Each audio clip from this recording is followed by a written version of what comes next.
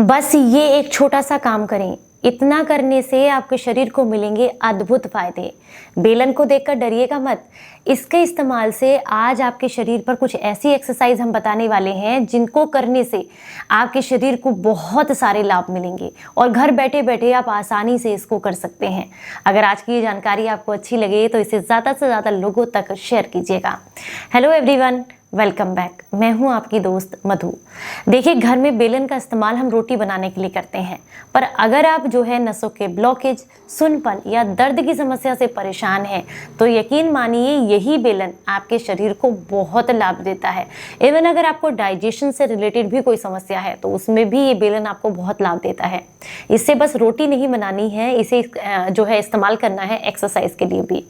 मान लीजिए आपका खाना आपको ठीक से नहीं पच रहा है या फिर पैरों की जो पिंडलियां हैं जिसे काफ मसल्स भी बोलते हैं उनमें बहुत दर्द रहता है, चलने फिरने में आपको तकलीफ होती है या फिर वेरिकोज वेन्स की दिक्कत है, तो ऐसे में पैर की पिंडलियों पर आपको इस जो बेलन है इसको रखना है बैक साइड में और इससे आपको हल्के हल्के हाथ से इस तरीके से मसाज देनी है बेलन के थ्रू।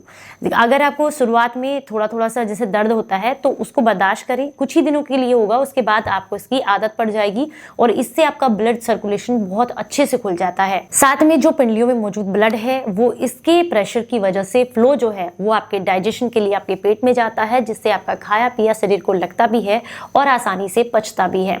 सिर्फ क्या करना है, पिंडलियों की इससे मसाज करनी है। शुरुआत में हल्के हाथ से करें, फिर थोड़ा सा प्रेशर देते हुए करें। अगर आप इसको लगातार 5-7 मिनट के लिए भी कर लेते हैं, दोनों पिंडलियों पर करना है, पैरों की यानी कि काफ मसल्स पर, और कब करना है इस बात का विशेष ध्यान रखें। खाना खाए हुए लगभग 3-4 घंटे हो गए हों या रात को सोने से पहले भी आप कर सकते हैं।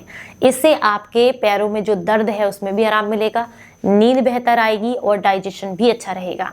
इसके अलावा हम बात करेंगे जिन लोगों को भी हाथ में सुन्नपन की दिक्कत रहती है या फिर मेरे पास बहुत कमेंट आते हैं कि हाथ में चींटियां सी चलती रहती हैं, हाथ सुन्न सा रहता है और हमेशा बेचैनी सी महसूस करते हैं, तो ऐसे में आप इसकी मदद लेकर के अपने हाथ पर भी इसको रब कर सकते हैं। कुछ इस तरीके से अपने एक हाथ में पकड़ें, दूसरे हाथ को एकदम सीधा करें और इस तरीके से आपको इसकी अपने हाथ पर मालिश करनी है, थोड़ा जोर और दबाव देते हुए।